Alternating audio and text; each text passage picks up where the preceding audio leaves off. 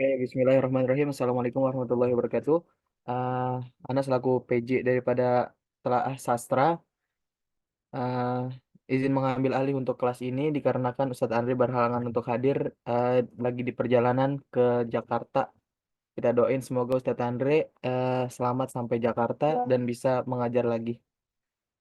Uh, oke, untuk uh, kelompok yang maju dipersilahkan untuk memaparkan presentasinya.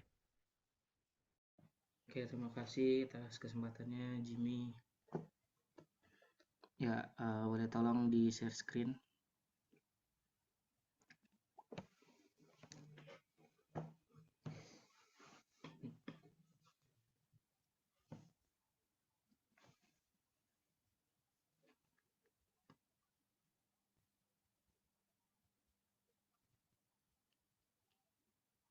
Ya, bismillah. Assalamualaikum warahmatullahi wabarakatuh. Alhamdulillah, wassalatu wassalamu ala rasulillah wa ala alihi wa ashabihi wa man wala ma ba'd. Ya, kami dari kelompok 7 izinkan kami untuk mempresentasikan hasil diskusi kami terkait semiotika struktural. Ya, teori dan aplikasinya terhadap karya sastra Arab. Ya, boleh di next.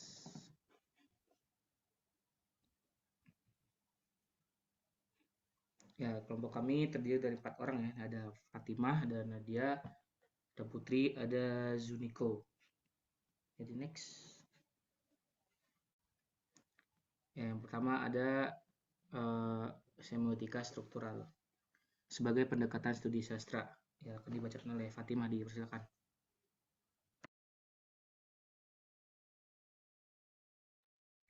Terima kasih kepada moderator. Saya akan menjelaskan mengenai semiotika struktural sebagai pendekatan studi sastra. Pengertian dari teori struktural semiotik adalah gabungan dua teori, yaitu struktural dan semiotik. Teori struktural merupakan kritik sastra objektif, bertolak dari asumsi dasar bahwa karya sastra sebagai karya kreatif memiliki otonomi penuh yang harus dilihat sebagai sosok yang berdiri sendiri. Analisis struktural yang menekankan otonomi karya sastra itu memiliki kelemahan, yaitu mengasingkan karya sastra dari relevansi sejarah dan sosial budayanya. Dengan demikian, analisis struktural perlu dipadukan dengan analisis semiotika yang memandang karya sastra sebagai sistem tanda yang bermakna.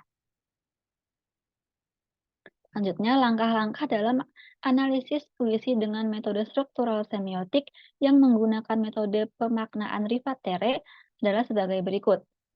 Langkah yang pertama yaitu penggambaran ketidaklangsungan ekspresi yang muncul dalam bait puisi, dilihat dari segi penggantian arti atau displacing of meaning, penyimpangan arti atau distorting of meaning, dan penciptaan arti atau creating of meaning. Langkah yang kedua adalah pembacaan heuristik dan hermeneutik.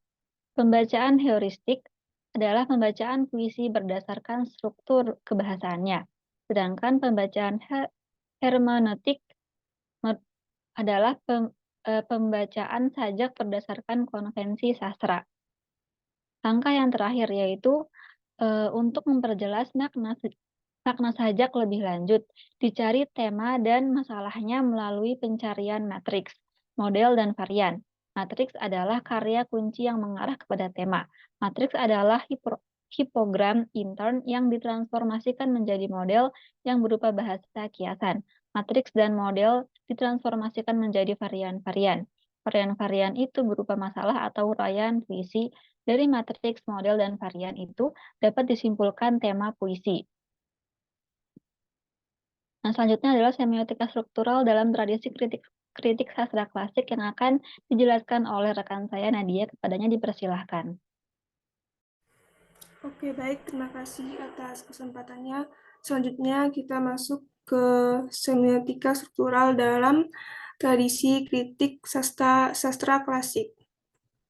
Semiotika struktural dalam tradisi kritik sastra klasik ini merupakan pendekatan analisis yang berfokus pada cara-cara di mana elemen-elemen dalam teks sastra bekerja bersama secara sistematis untuk menghasilkan makna.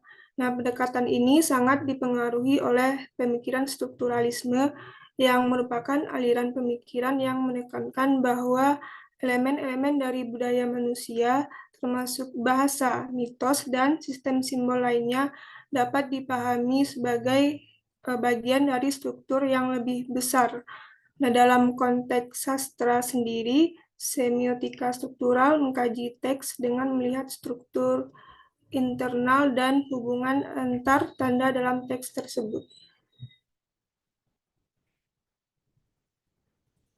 Selanjutnya di dalam semiotika struktural ada beberapa konsep kunci yang nantinya dapat membantu memahami bagaimana teks sastra dan budaya secara lebih luas membentuk dan mengkomunikasikan makna. Berikut beberapa penjelasan rinci mengenai konsep-konsep tersebut. Yang pertama ada tanda atau sign. Dalam tanda ini ada dua, yaitu penanda dan petanda. Penanda merupakan aspek fisik atau material dari tanda seperti kata, suara, atau gambar. Sedangkan petanda merupakan konsep atau makna yang dikaitkan dengan penanda.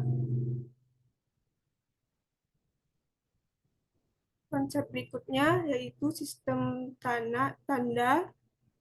Sistem tanda dalam teks sastra dapat dilihat sebagai jaringan kompleks dari tanda-tanda yang saling berhubungan, di mana setiap tanda berinteraksi dengan tanda lain dalam satu sistem untuk menghasilkan makna. Sebuah sistem tanda melibatkan aturan dan konvensi yang mengatur bagaimana tanda-tanda dikombinasikan dan diinterpretasikan.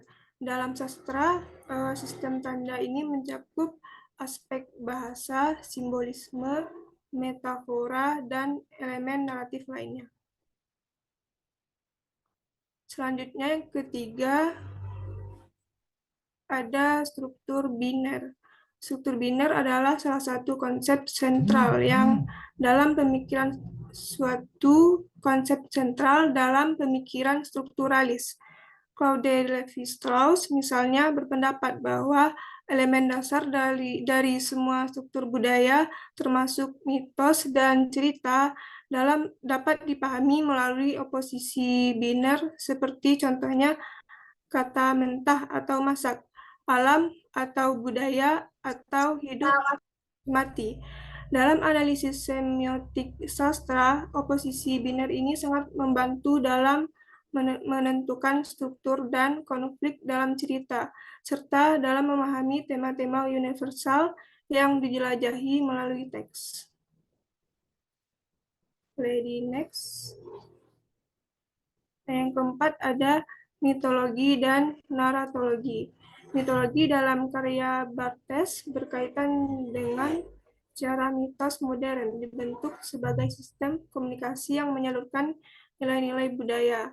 Naratologi merupakan suatu studi tentang narasi dan struktur naratif. Analisis semiotik dalam naratologi melibatkan pemecahan cerita menjadi unit-unit kecil atau fungsi naratif untuk melihat bagaimana cerita dibangun dan bagaimana ia mengkomunikasikan makna yang lebih luas.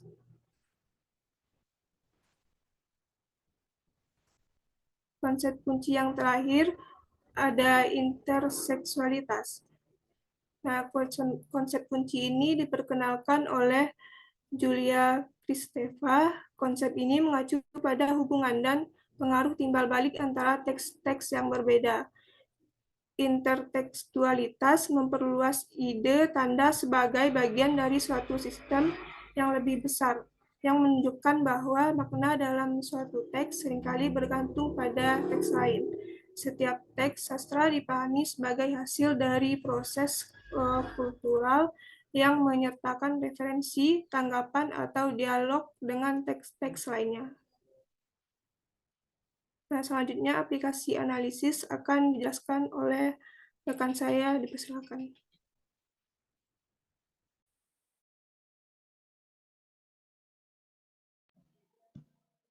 Ya, lanjut.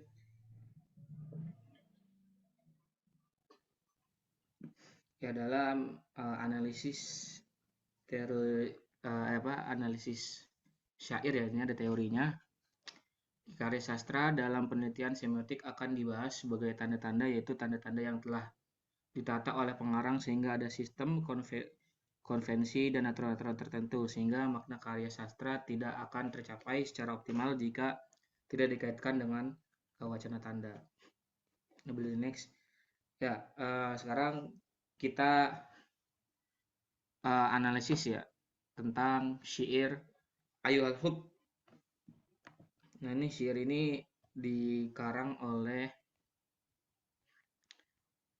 nama pengarangnya adalah Abul Qasim Asy-Sya'bi. Ya, judulnya Ayyuhal Hub. Ya, artinya adalah wahai cinta.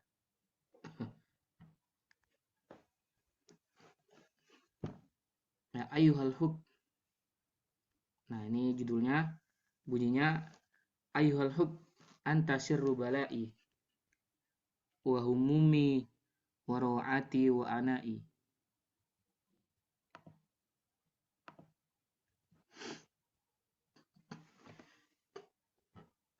Wa nuhuli wa admu'i wa azabi wa suqami wa law'ati wa syaqa'i.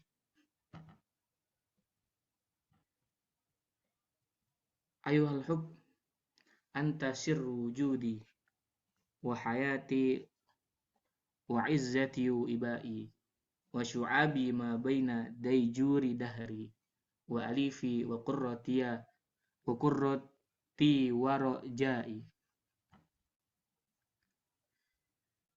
Ya sulafal fuadi ya summa nafsi fi hayati ya shiddati ya rakhai. Alahibun yathuru fi rawdatin nafsi fayatgha am anta nurus samai. Ayyuhal hubbu qad jara'tu bikal huz na kuusan wa maktanastu ibtighai fabihaqqil jamali ya ayyuhal hub. Oh, dipisah nih. Ayyuhal hub bu hananaika bi wa hawwin bala'i min dhulamin wa khuliqat am min diya'in laita syi'ri ya ayyuhal hubbu qulli. Ya, artinya dulu ya. Wahai cinta. Nah, ini karya Abul Qasim. Wahai cinta, engkau cobaan rahasiaku, kegelisahanku, kekhawatiranku, lelahku, tatapanku, air mataku, dan sisaku, deritaku, dukaku, sengsaraku. Wahai cinta, engkau bentuk rahasiaku, hidupku, kehormatanku, kebanggaanku, penerang dalam kegelapanku, penakluk hatiku, penyejuk hatiku, dan harapanku. Wahai jantung hatiku, wahai racun jiwaku, dalam hidupku, wahai kekuatanku, wahai ketenanganku. Apakah kau kobaran api yang meletus di taman jiwaku, kemudian semena-mena, ataukah cahaya langit? Wahai cinta, aku telah meneguk segelas pilu bersamamu, dan aku tak mampu meraih cintaku. Maka demi keelokanmu, wahai cinta, kasih sayangilah diriku, dan ringankanlah bebanku. Kiranya syairku, wahai cinta, katakan padaku, dari kegelapankah kau diciptakan atau dari cahaya? Nah, jadi analisis ini, ya, analisis semiotik dari syair Ayyuhal Hub ini ada banyak ya, Pak. Ada tentang pembacaan heuristik, terus ada lagi pembacaan hermeneutik, terus ada lagi nanti ada penggantian arti sama penyimpangan arti. Ada lagi penciptaan arti. Nah, yang kita bahas sekarang analisis dari pembacaan, apa nih bacanya? heuristik. Jadi pembacaan heuristik ini untuk memberi makna puisi secara semiotik.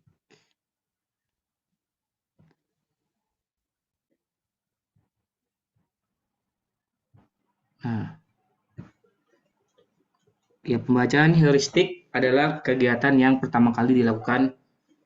Ini katanya si Rivaterre ya, pada tahun 1978. Next. Oke. Ini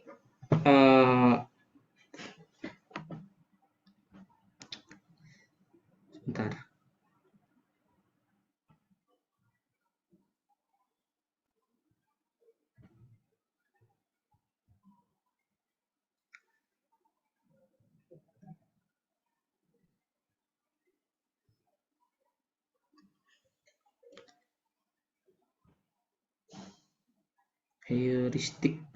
Heuristik.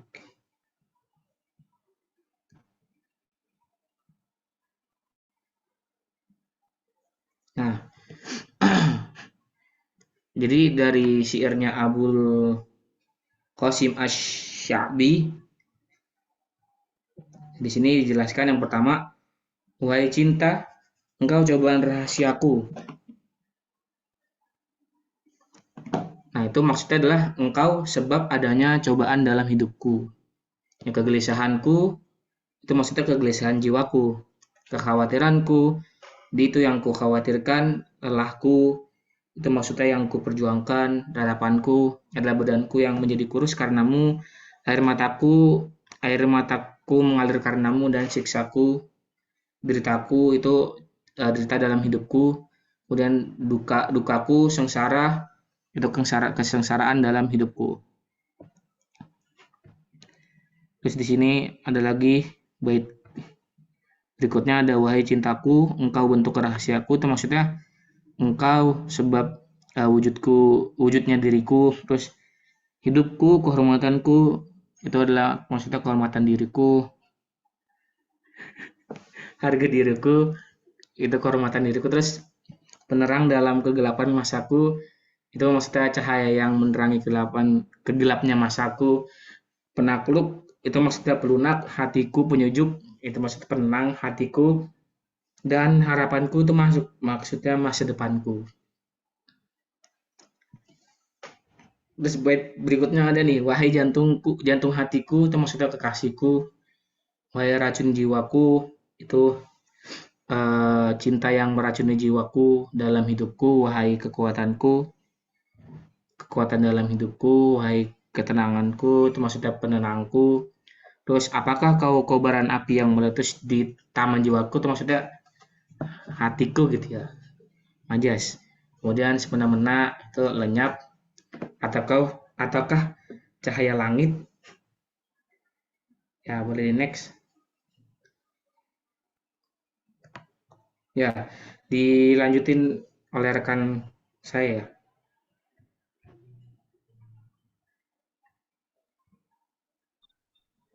Baik, selanjutnya saya akan menjelaskan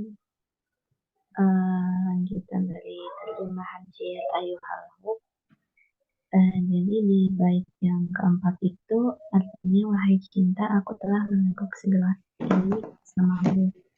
Artinya si ini itu melalui segelas ini itu kesulitan hidup ya. Jadi melalui kesulitan hidup bersamamu atau menjalani kesulitan hidup. Dan aku tak mampu meraih cintaku, maka demi keelokanmu.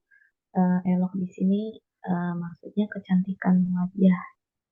Wahai cinta, kasih sayangilah diriku dan ringankanlah bebanku. Boleh ini. Yang terakhir ini bait yang kelima. Jadi si penyairnya ini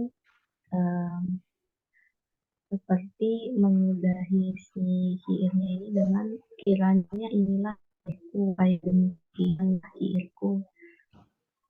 cinta, katakan padaku, dari gelap diciptakan atau dari cahaya. Nah, ini kan kita belum jelas ya, dari kegelapankah kau diciptakan atau dari cahaya. Nah, itu nanti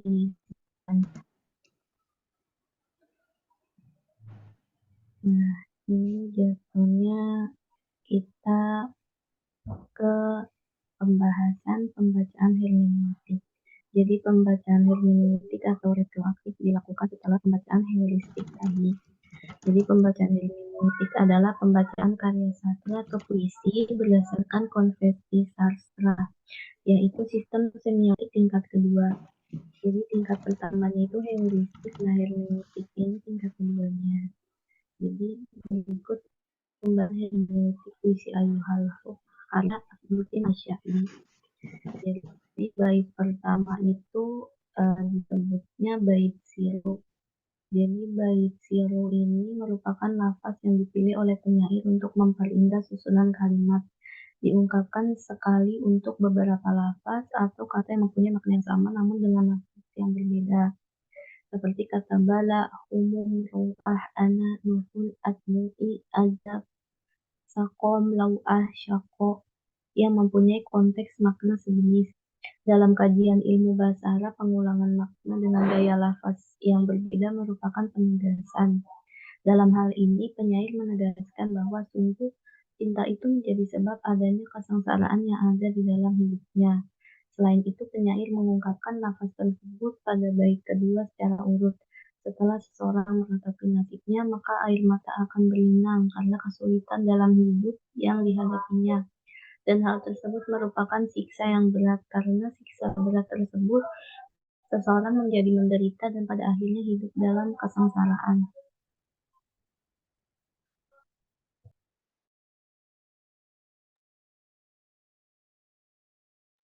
Lalu bait yang kedua, sebagaimana pada bait 1 disebutkan lafaz siru, namun pada paragraf 2 ini penyair menegaskan bahwa sungguh cinta itu menjadi rahasia atau sebab adanya di dunia, diri si penyairnya maksudnya. Dan pada bait ini penyair menggambarkan bahagianya bercinta dengan menggunakan lafaz hayat, izzah, iba, syu'a, alif, qurrah, roja, di mana lafaz-lafaz tersebut berada dalam satu konteks makna kebahagiaan. Yang ketiga itu, bait yang ketiga bisa dibilang bisa disebut dengan ulafal fu'ad. Sesuai makna kamus, arti dari lafaz ulafal fu'ad ini adalah anggur yang berair sebelum diperas dan itu merupakan arak terbit. Penyair menggunakan lafaz ini menunjukkan bahwa kekasihnya merupakan hal terbaik dalam hidupnya. Kemudian pada bait ini penyair mengungkapkan bahwa cinta merupakan racun jiwanya yang terlarut dalam hidupnya. Namun cinta juga dapat menguatkan atau mengebalkan tubuhnya dari racun tersebut. Selain cinta merupakan hiburan yang membuat seseorang yang mempunyai rasa cinta itu tidak merasakan sakit hatinya. Penyair menggunakan adatul istifham yang menggambarkan rasa penasarannya terhadap cinta.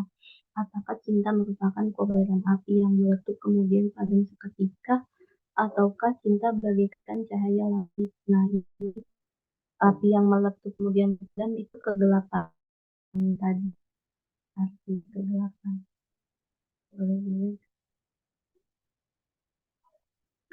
Yang bait keempat ini, jadi pada bait ini penyair menggunakan pemilihan lafaz yang berarti meneguk segelas kesedihan, bertujuan memberikan makna bahwa seseorang tersebut telah melalui kesulitan hidupnya bersama dengan kekasihnya, namun dia tidak dapat meraih cita-citanya. Dengan menggunakan sumpah demi kecantikan kekasihnya, dia memohon kasih sayangnya dan meminta kekasihnya untuk dapat meringankan beban hidupnya. Pada lafaz huzn dan hub dipisah pada bait selanjutnya karena mengikuti irama syairnya. Lalu yang terakhir bait kelima, dan pada bait terakhir ini penyair mengungkapkan tujuan akhir dari puisinya dengan pertanyaan yang menggambarkan keheranannya terhadap cinta. Apakah cinta itu diciptakan dari kegelapan atau cahaya? Selain itu, pertanyaan ini juga menggugah imajinasi pembaca. Terima kasih, sekian dari kelompok kami. Apakah ada pertanyaan dari teman-teman? Kalau ada pertanyaan, eh, silakan raise hand atau kolom chat.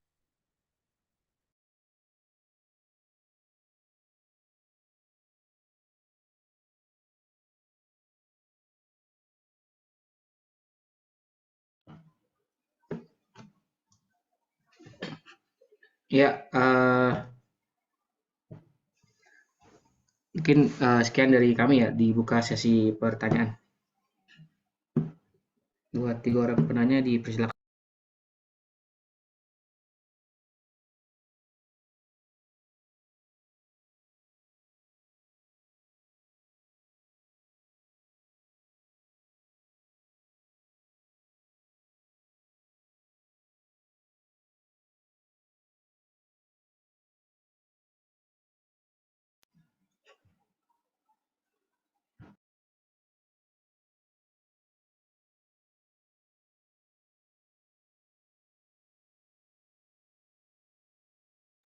Oke, Anggri mungkin dilanjut dulu ya ke kelompok selanjutnya. Oke, oke. Ya, berarti nanti dirangkap ya. Iya, iya, iya. Dipersilakan buat kelompok selanjutnya. Sekian dari kami. Assalamualaikum warahmatullahi wabarakatuh. Waalaikumsalam warahmatullahi wabarakatuh.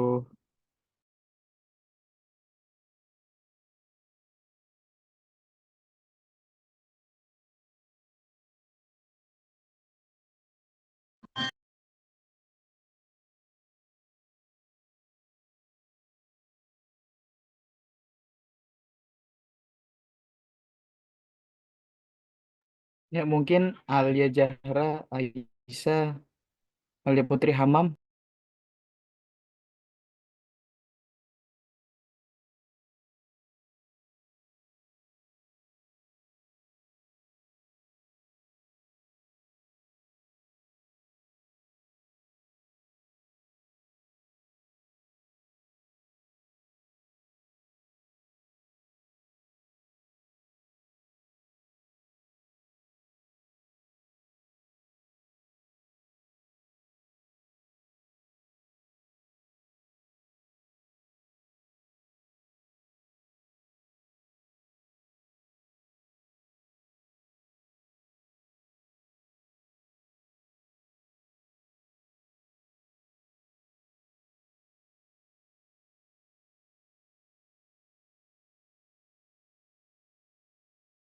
Ya, bagaimana? Aisyah, Alia Putri. Ya, sebentar lagi nunggu Hamam ya. Ayo ayo, ayo, siap-siap ya.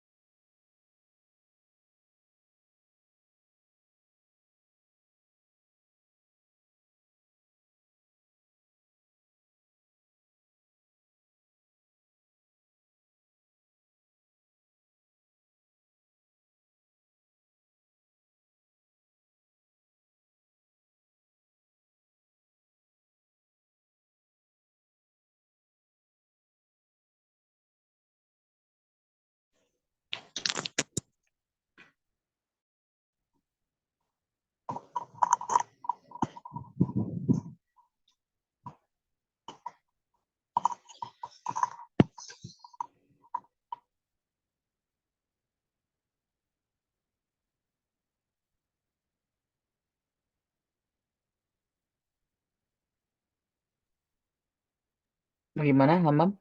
Aisyah, Alia?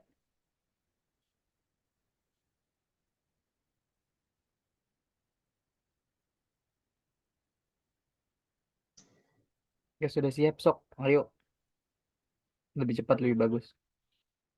Ikan sepat, ikan gabus. Masya Allah, ya Mam. Baru pulang sholat ya?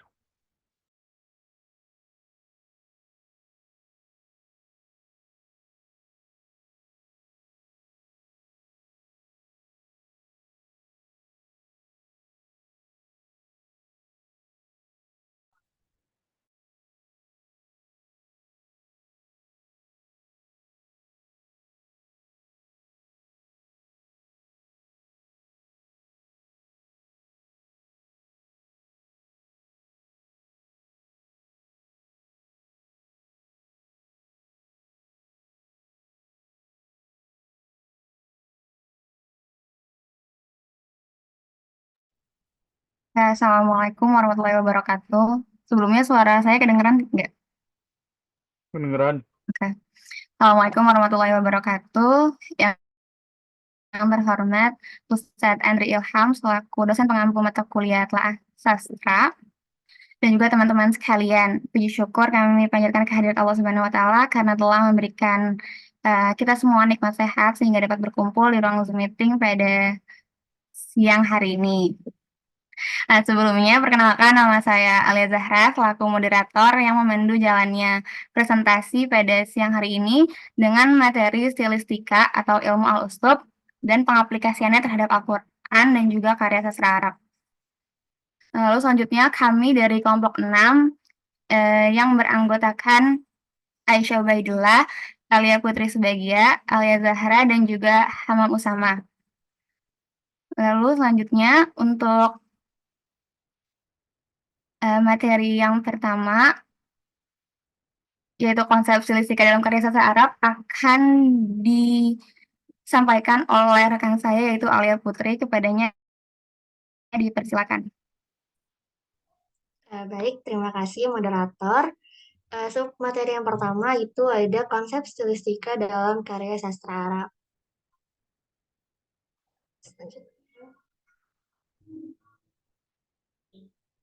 Nah, yang pertama apa itu stilistika? Stilistika adalah sebuah ilmu gaya bahasa yang berfokus pada penjabaran gaya bahasa dan merupakan kategori dari ilmu linguistik. Ulasan tentang ilmu gaya bahasa merupakan salah satu dalam gaya bahasa lisan. Namun, stilistika lebih berfokus pada ulasan gaya bahasa pada sebuah karya sastra. Dalam kamus linguistik disebutkan, stilistika adalah ilmu yang menyelidiki bahasa yang dipergunakan dalam karya sastra, ilmu interdisipliner antara linguistik dan kesusastraan. Dalam literatur Arab, stilistika dikenal dengan istilah al-uslub. Jadi bisa disimpulkan, ruang lingkup dari stilistika adalah pemilihan kosakata, majas, rima, matra, dan struktur kalimat. Dalam pengertian lain, stilistika merupakan cara untuk menafsirkan atau mengulas karya sastra dari sisi pemakaian diksi dan gaya bahasa dari seorang penyair. Selanjutnya,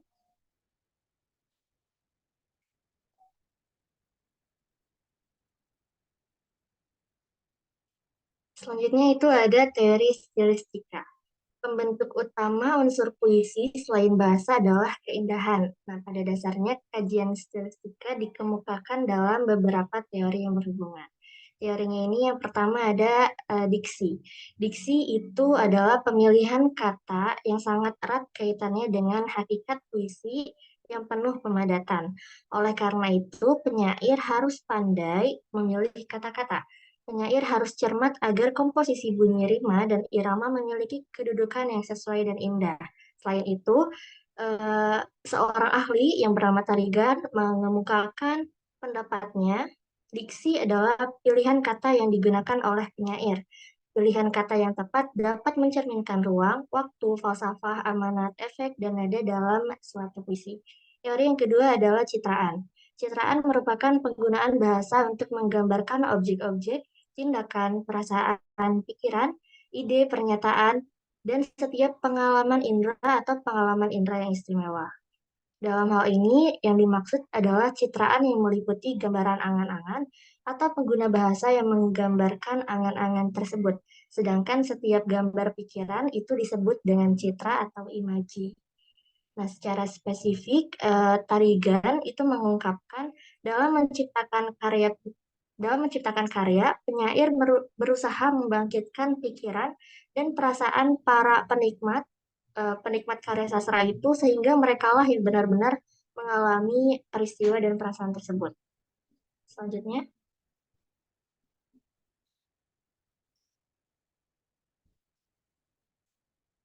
teori yang ketiga adalah kata-kata konkret.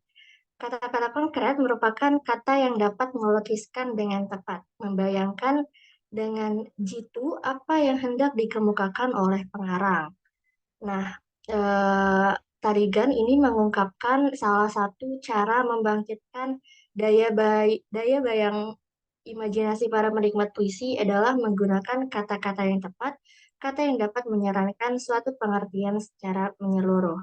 Sedangkan menurut ahli lain, Endra Suara, terdapat dua macam kiasan atau stilistik kiasan, yaitu gaya retorik dan gaya kiasan. Gaya retorik itu meliputi eufemisme, paradoks, tautologi, polizendeton, dan lain sebagainya. Sedangkan gaya kiasan itu aslinya sangatlah banyak ragamnya, seperti alerologi, personifikasi, simile, sarkasme, dan lain sebagainya. Dan teori yang ketiga ada rima dan ritme. Rima dan ritme merupakan pengulangan bunyi dalam puisi. Dalam pengulangan bunyi tersebut, puisi menjadi merdu bila dibaca. Bentuk-bentuk rima yang paling sering muncul adalah aliterasi, asonansi, dan rima akhir. Bunyi-bunyi yang berulang, pergantian yang teratur, dan variasi-variasi bunyi menimbulkan suatu gerak yang teratur. Gerak yang teratur tersebut itulah yang disebut dengan ritme atau ritme. Selanjutnya,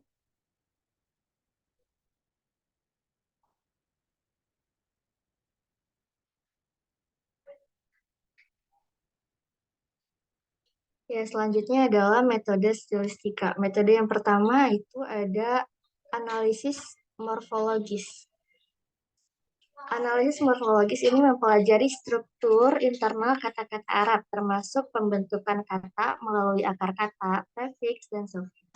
Hal ini membantu dalam memahami bagaimana perubahan morfologis dalam memberikan nuansa tambahan kepada kata. Yang kedua ada analisis sintaksis.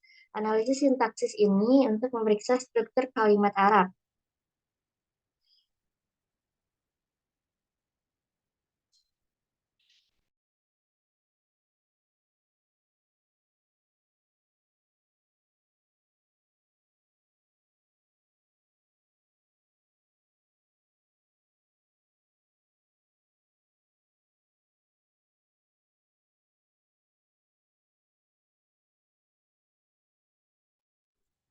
Yang sebelumnya, versi sebelumnya.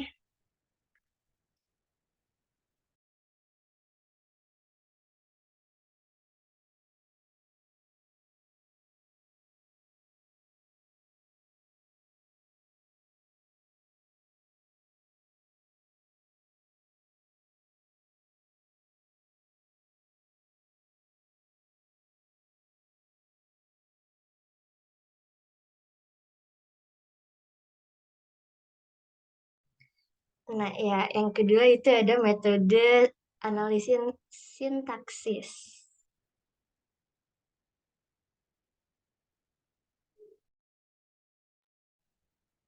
Nah, analisis sintaksis ini yang berguna dalam memeriksa struktur kalimat Arab, termasuk penggunaan kosakata, sintaksis kalimat, dan struktur retorika. Ini juga melibatkan studi tentang gaya bahasa seperti tata bahasa baku dan variasi stilistis dalam bahasa Arab. Selanjutnya.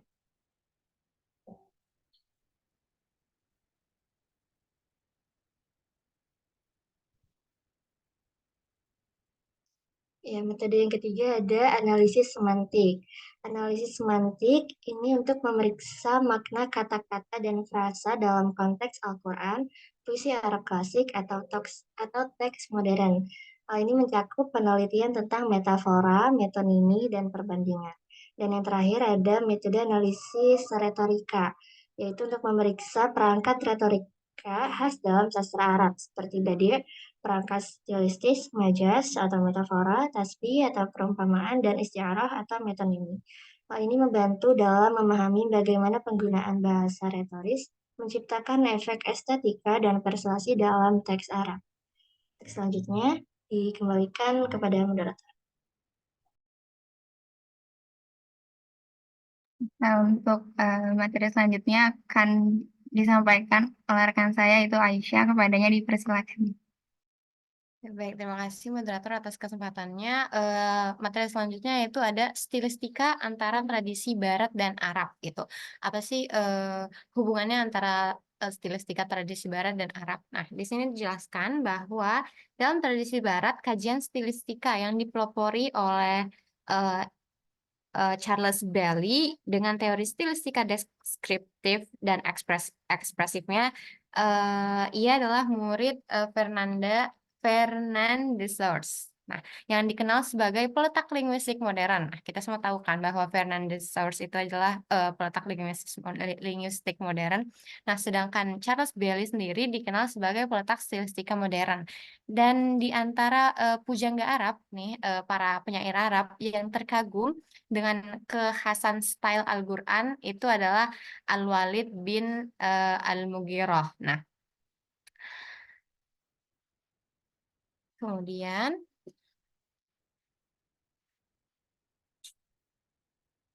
nah, adapun selisih antara tradisi Barat dan Arab pra-Islam itu ada masyarakat Arab jahiliyah sebelum turunnya Al-Quran sangat bangga gitu dengan keindahan tutur dalam dalam mengungkapkan hasil karya renungan, isi hati, atau buah pikiran mereka dalam bentuk gubahan puisi. Nah, gitu. Nah, medium gaya bahasa ini adalah mengakar dan membudaya gitu di kalangan bangsa Arab ketika itu. Jadi nggak heran gitu sejarah mencatat rekam jejak mereka sebagai masyarakat budaya yang bersyair gitu. Orang Arab tuh orangnya syair banget gitu. Juga terlihat dari karya bait-bait syair mereka. Gitu. Nah, kemudian yang kedua itu ada periode Islam. Nah, semenjak Islam datang, yang ditandai dengan turunnya Al-Quran gitu, gaya bahasa yang digunakan Al-Quran turut mewarnai perkembangan fenomena kebahasaan dan kesusastraan bangsa Arab gitu. Juga ya gaya bahasa yang dipakai setelah turunnya setelah turunnya Al-Quran dan munculnya Islam gitu. Nah, bahasa Al-Quran ini memberikan andil perubahan dan peningkatan nilai seni dan sastra pada gaya struktur bahasa Arab. Saat itu pula perbendaharaan secara teknis, yaitu penyusunan kalimat dalam bidang sastra itu semakin berkembang. Tuh.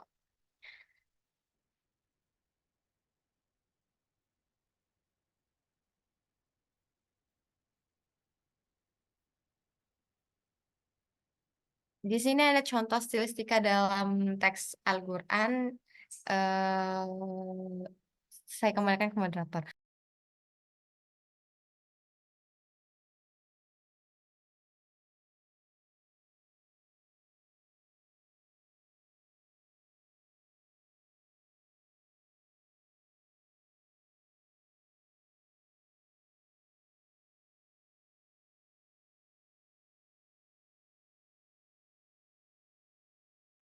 Gimana?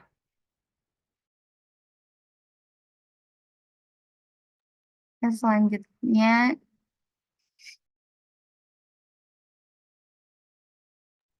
akan disampaikan oleh rekan saya, Hamam Musamah. Kepadanya dipersilakan.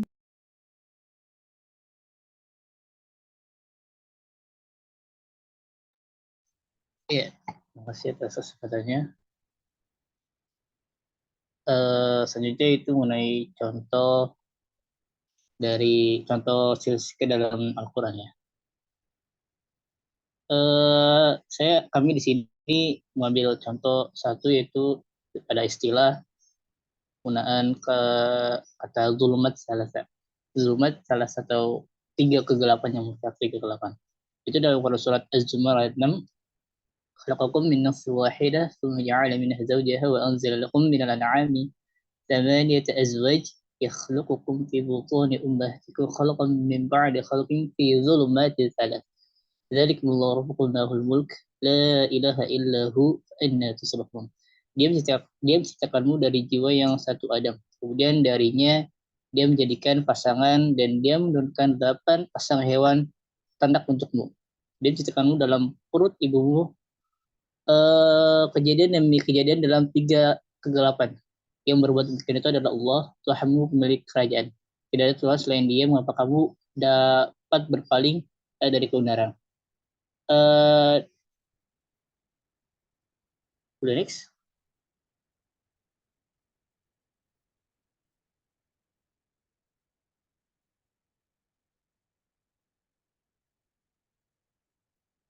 Dalam analisis kata dzulumat salasa ini ada beberapa pendapat. Dalam menjelaskan ungkapan ini, pertama itu Ibnu Katsir pendapat bahwa ini maksud dengan 3 kegelapan atau dzulumat salasa, dzulumat salis, bahwa kegelapan itu merupakan perut ibu atau bob, terus ada kegelapan rahim atau rahmi, dan kegelapan placenta atau orari atau masyimah. Hal ini sebagaimana juga menjadi pendapat Syekh Qutb sebagaimana dalam dinukil as-Sabuni dengan istilah batni, rahmi, dan kis, atau maknanya secara leksikal kantong, maksudnya adalah dari. Hal ini juga yang menjadi pendapat dari Ibnu Abbas, Abu Qatadah, Abu Mujahid, dan Dahaq sebagaimana dikutip oleh Al-Qurtubi.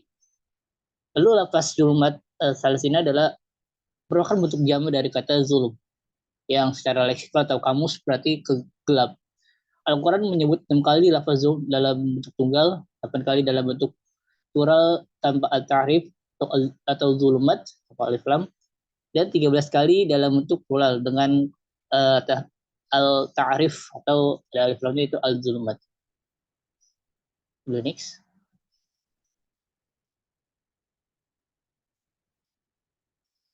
Nah, dalam penggunaan istilah dzulumat salas ini itu terdapat 4 makna.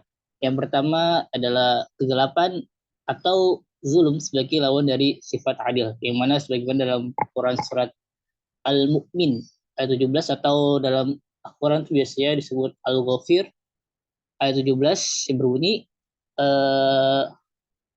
Al-yawma tujza kullu nafsin bima kasabat la zulma al-yawm innallaha sari'ul hisab. Pada hari ini tiap-tiap jiwa diberi balasan dengan apa yang diusahakannya. Tidak ada yang dirugikan pada hari ini, sesungguhnya Allah amat cepat hisabnya. Lalu yang kedua ada zulumat atau kegelapan yang berupa rahmat, yaitu dalam kasus penciptaan manusia. Lalu yang ketiga ada kegelapan atau zulumat yang bersifat indrawi, yang mana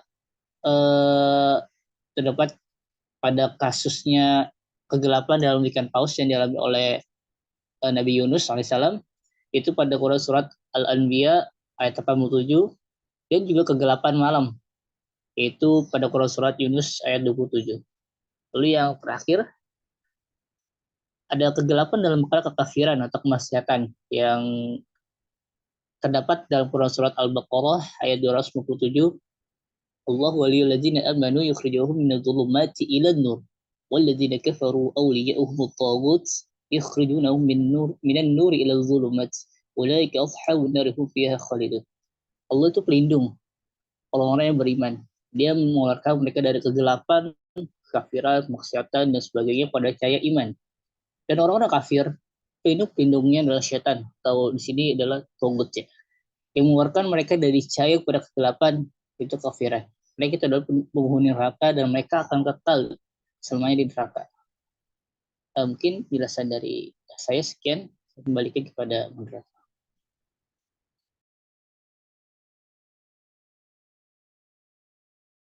Baik, selanjutnya contoh stilistika dalam teks karya sastra Arab.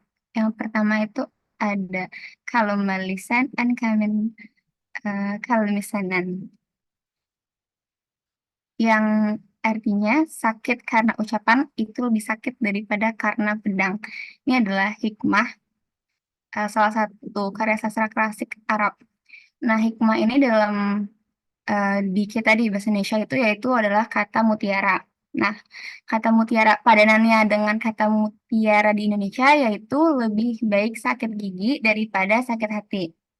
Nah, dari kedua kata mutiara ini memiliki pesan yang sama, yakni mengandung nasihat bahwa kita harus berhati-hati dalam berucap, jangan sampai menyakiti sesama. Namun, secara ekstrinsik dari kedua peribahasa tersebut dipengaruhi oleh dua unsur yang berbeda, yakni gambaran sakit hatinya kalau dalam hikmah atau dalam bahasa Arab yang tadi digunakan kata pedang, sedangkan dalam kata mutiara yang bahasa Indonesia memakai kata sakit gigi. Nah, kata pedang dan sakit gigi itu di dalam gaya bahasa Indonesia dinamakan diksi. Lalu selanjutnya, uh, boleh di next karena penjelasannya akan di slide selanjutnya.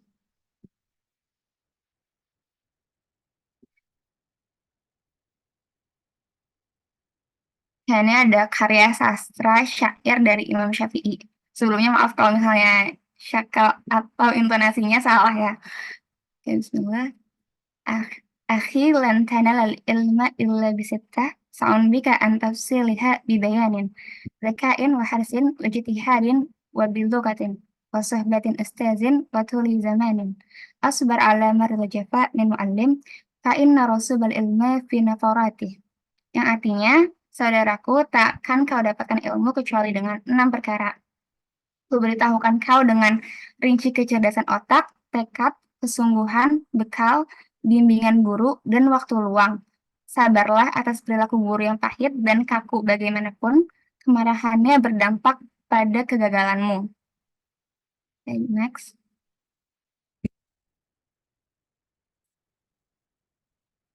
Nah, puisi tersebut menunjukkan gaya bahasa yang jelas, terutama dalam aspek bunyi dan juga makna. Secara khusus, gaya bahasa yang digunakan adalah asonansi, di mana terdapat kesesuaian bunyi antara dua fasilah pada huruf akhir dalam sebuah bait.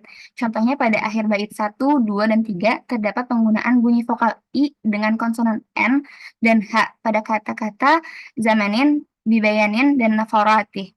Penyair menekankan kata-kata dan makna tersebut melalui penggunaan asonansi ini. Nah, unsur maknanya dapat dilihat dari penggunaan al-insya dan al-khabar oleh penyair. Unsur al-khabar terletak pada bait pertama dan kedua yang menekankan pada pentingnya etika dan moral pelajar, terutama kesabaran dan keteguhan hati dalam mencapai tujuan, sementara unsur al-insya muncul pada bait ketiga dengan perintah kepada pelajar untuk tetap bersabar dalam proses pencarian ilmu. Nah, selanjutnya, ya mungkin setelah selesai yang kelompok kami paparkan, selanjutnya sesi tanya jawab atau kembalikan ke PJ. Oke, dibuka dulu sesi tanya jawab untuk dua kelompok yang ingin bertanya. Sok. Boleh yang ingin bertanya bisa langsung raise hand atau unmute.